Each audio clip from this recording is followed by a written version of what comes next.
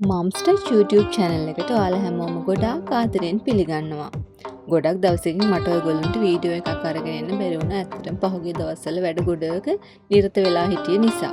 ඉතින් මම හිතුවා අද ඔයගොල්ලන්ට මෙන්න මේ පෝෂණ ගුණයෙන් පිරි රසම රස ධාන්‍ය රොටි එක කොහොමද හදාගන්නේ කියලා දෙන්න ඕනේ කියලා.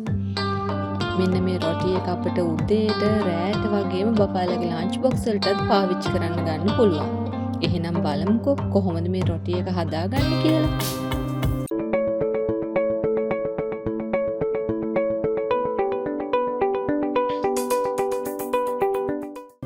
මේක හදාගන්නේ ඇත්තටම ගොඩාක් විවිධ ධාන්‍ය වර්ග එකතු කරලා මුලින්ම ගන්නවා රතු පරිප්පු කෝප්ප කාලක්. ඊට පස්සේ කහ පරිප්පු කෝප්ප කාලක්. ඊළඟට ගන්නවා කඩල කෝප්ප කාලක්.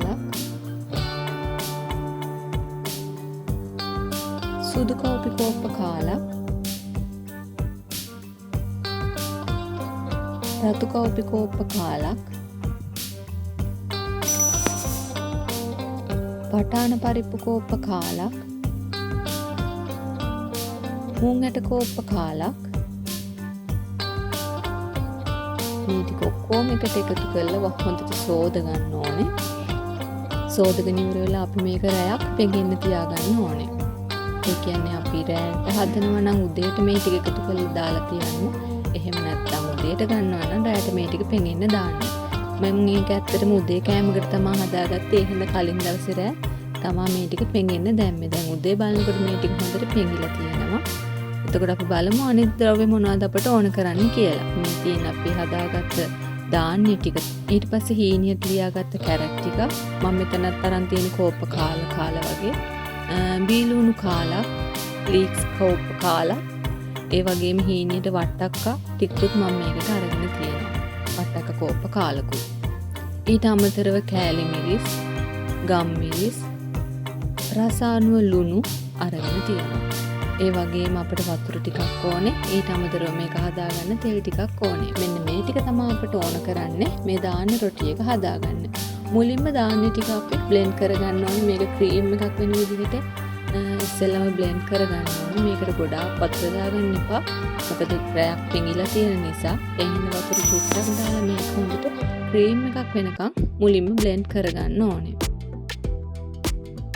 මෙන්න මේ විදිහට තමයි ක්‍රීම් එකක් වෙන්න බ්ලෙන්ඩ් කරගන්න ඕනේ. මේකට පාන් පිටි එකතු කරන්නේ නැති නිසා ගොඩාක් වතුර දාගන්න එපා.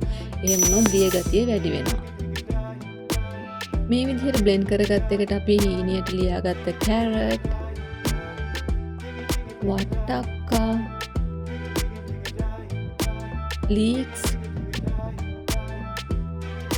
ඒ වගේම බීලුණු ටික එකතු කරගන්න ඕනේ. එහෙම එකතු කරගෙන ඉවර වෙලා මේකට අපි ගම් මිරිස් ටිකයි, කෑලි මිරිස් ටිකයි, ලුණුයි එකතු කරගන්න. මේ දේවල් ඔයාලගේ රස අනුව අඩු වැඩි කරගන්න පුළුවන්. ඊට පස්සේ මේ ටික ඔක්කොම හොඳට මිශ්‍ර කරගන්න ඕනේ. අපේ අක්කි පුබයි නංගි පුබයි ඇත්තටම ගොඩක් වෙලාවට කවුපි එහෙම කන්න හරිම හොරයි. හරිම හොර ගෙඩියෝ දෙන්නේ. ඉතින් මේ විදිහේ දේවල් කරලා තමයි මම මේ දෙන්නට කවුපි එහෙම කෑමට හදලා දෙන්නේ. ඉතින් ඔයාගේ බබාලත් මේ විදිහට ධාන්‍ය වර්ග කන්න හොරයි නම් මේ වගේ රෙසිපි එකක් යූස් කරලා ඒගොල්ලන්ට මේ දේවල් අපිට කන්න හදලා දෙන්න පුළුවන්. මේ විදිහට හොඳට මිශ්‍ර කරගෙන ඉවර වෙලා මේක හදාගන්න තමයි තියෙන්නේ. ඊට පස්සේ පෑන් එකට තෙල් ටිකක් දාලා අපි තෙල් ටික හොඳට රත් වෙන්න තියාගන්න ඕනේ. ඊට පස්සේ මේ වගේ මෙෂරින් කප් එකකින්ම තමයි මම මේකේ රොටි එක හදාගන්න යන්නේ. මෙෂරින් කප් එකෙන් මේ විදිහට චුට්ටක් අරගෙන චූටි රොටි තමයි හදාගන්නේ. මොකද අපි ධාන්‍ය වර්ග ටික ඔක්කොම පොඟවලා ගත්තේ තම්බලා මුකුත් නෙමෙයි. ඒ නිසා ධාන්‍ය ටික හොඳට තැම්බෙන්න ඕනේ. ඒ නිසා මේ වගේ චූටි රොටි තමයි මම හදාගන්නේ. මේ විදිහට රොටි වගේ රවුමට හදාගෙන මේම පියනකින් වහලා විනාඩියක් දෙකක් විතර මේක වහලා තියන්න. එතකොට යටපැත්ත හොඳට පිච්චිලා තියෙනවා මෙන්න මේ විදිහට. ඊට පස්සේ අනිත් පැත්තට රොටි තුනම හරවලා අපි ආයෙත් පියනින් වහලා විනාඩියක් විතර මේක උයා ගන්න ඕනේ. මේ වෙලාවේ ලිපේ ගින්දර අඩු මට්ටමක තමයි තියාගන්න ඕනේ. නැත්නම් රොටිය අඩිය පිච්චෙනවා, මැද ටික අමුවට තමයි තියෙන්නේ. ඒ නිසා ලිපේ ගින්දර අඩු මට්ටමක තමයි තියාගෙන අපි මේක උයා ගන්න ඕනේ. ඒ විදිහට පියනින් වහලා උයාගත්තට පස්සේ මේ විදිහට දෙපැත්ත දාලා අපි රොටිය දෙපැත්තම හොඳට පුච්ච ගන්න ඕනේ.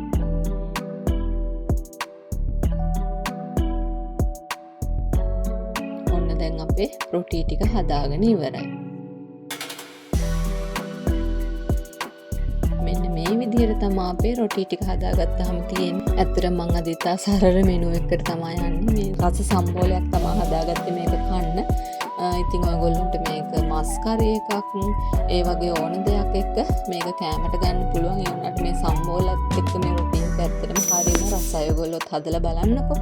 ඉතින් මෙන්න මේ විදිහට පාන් පිටි මුකුත් කලවම් කරගන්නේ නැතුව අපිට රසම රස පෝෂණ ගුණයෙන් පිරුණු රොටි එකක් හදාගන්න පුළුවන්.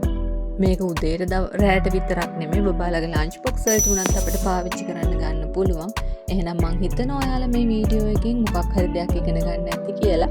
එහෙනම් ආයෙත් දවසක මේ වගේ ලස්සන වීඩියෝ එකකින් ඔයාලව හම්බ වෙන්නේ නම් එතකන් ඔයාලා හැමෝටම සුබ දවසක්. ගිහින් එන්නම්.